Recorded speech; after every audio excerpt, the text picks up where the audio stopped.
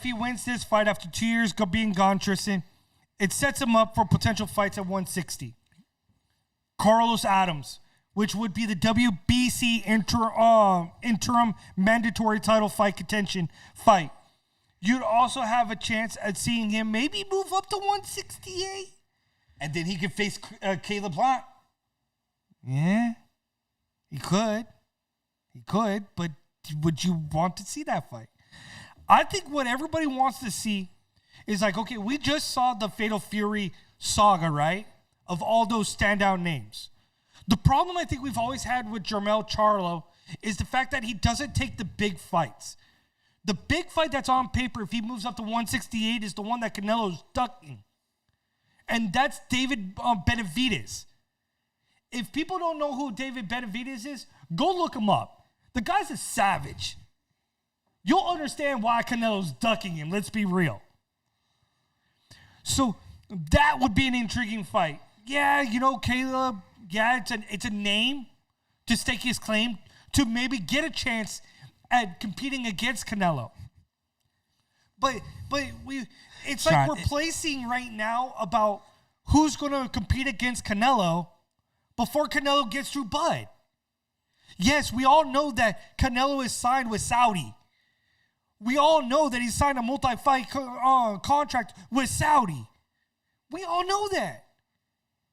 But he's got to get through Bud first. You guys are trying to position yourselves to get to Canelo, who may not get past Bud.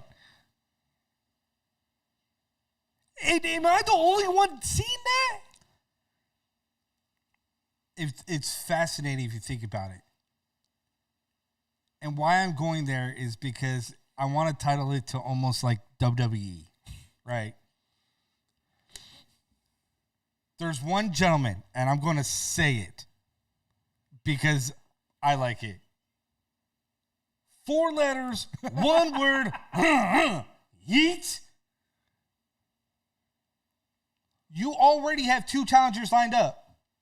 Like, you can already match this up and see who's going to win at this point. My issue in boxing is that you shouldn't or cannot do that by any stretch of the imagination. So when you look at Canelo and what he is doing, and then all of a sudden you look at the positioning where all these boxers think that they lie, in reality, Charlo still needs one big fight to even get into serious talks for Canelo. And not get in trouble. Stay out of trouble is more like it. But a win over LaManna, if he's serious, bro, he has to go after Adams. He has to go after Benavidez.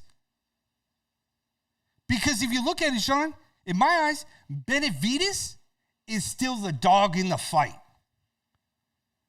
He is still that dog that I believe that he's going to be that. I'm sorry, love Bud Crawford, and I think that he's a good fighter. But see Benavidez in the way he fights and the fights that he has taken, something's there.